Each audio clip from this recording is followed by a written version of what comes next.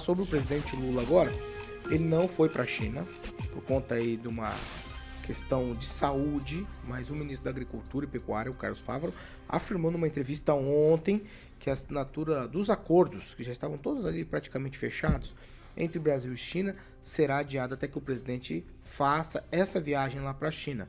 Como eu falei, por conta de saúde, ele cancelou.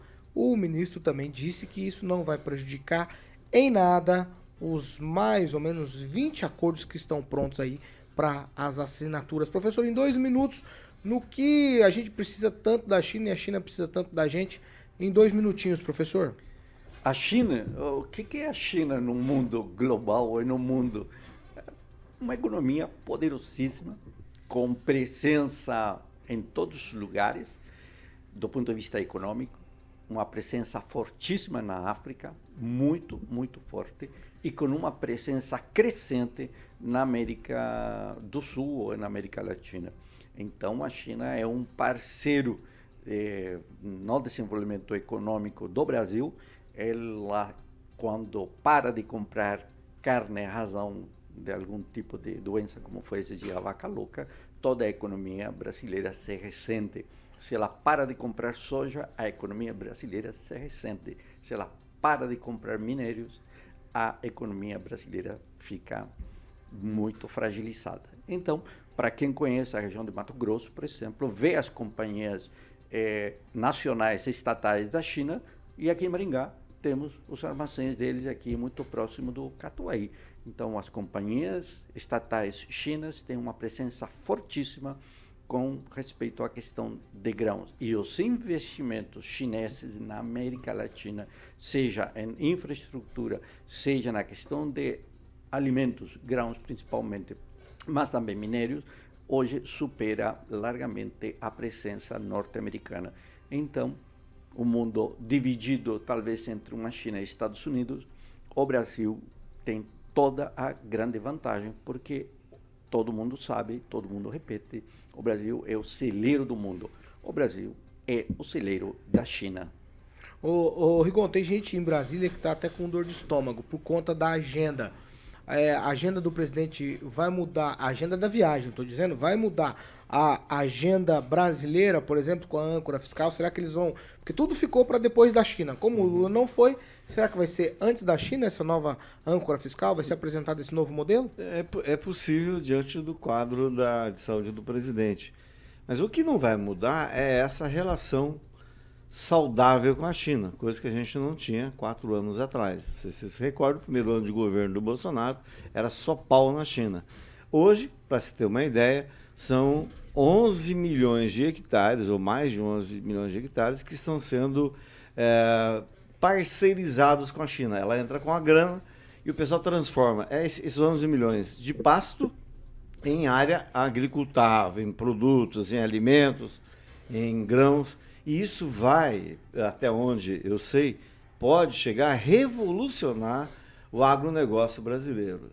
Seria uma resposta muito bem dada, e não é só coisa do governo, é coisa de empresário que, mesmo cético, que mesmo tendo votado em outra pessoa, está apostando no país. Porque, como o Jorge disse, há um outro clima. Você conversa hoje com o mundo inteiro. Isso só tende a trazer bons resultados. E para encerrar, lembrando que Maringá, o maior importador de Maringá, é a China.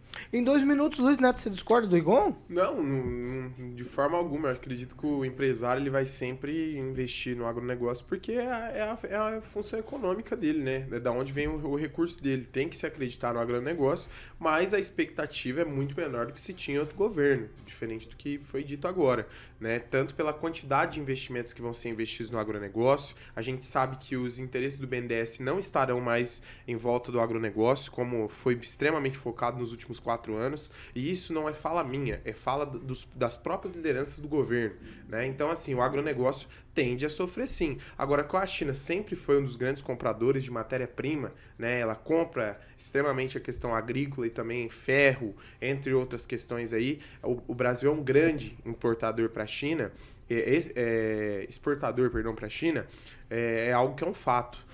é um país que está em extremo crescimento e precisa sim de alimentos, e o Brasil é sim um desses fornecedores pujantes aí para todo mundo. Isso é um fato. Agora, as questões de políticas do governo, elas precisam sim ser olhadas com muito carinho, pois o agronegócio é o que alimenta todo mundo. Nós tivemos agora a realidade da carne, com a redução das exportações, né?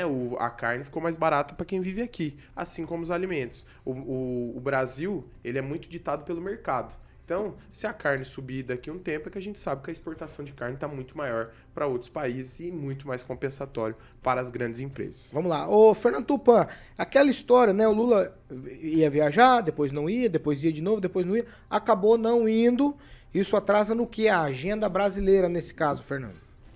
Paulo Caetano, Lula pegou a gripe Sérgio Moro, depois de ficar passando uma semana falando besteira, mostrando que ele não está na Terra, mas sim viajando no espaço sideral.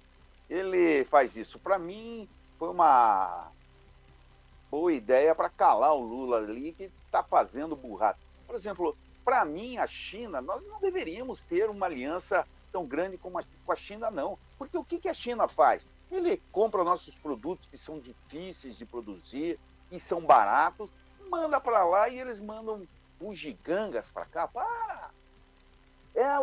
A China só produz, a maioria dos produtos da China são tudo piratas. Na semana passada, o Atlético anunciou uma nova camisa. O que aconteceu? No mesmo dia, o pessoal estava comprando para a internet da China a camisa fake do Atlético, pirata, custando R$60, e aqui em Curitiba está 300. Então, a China é o fim dos tempos. Os Estados Unidos começou a cortar e está voltando a instalar indústrias por lá. Por quê? Não vale a pena você produzir. Você produz na China, eles roubam todas as suas ideias, não pagam royalties, não pagam nada. E você vender para a China, se você não recebe antes, Paulo Caetano, você não recebe nunca mais. O chinês tem fama de não ser um bom pagador.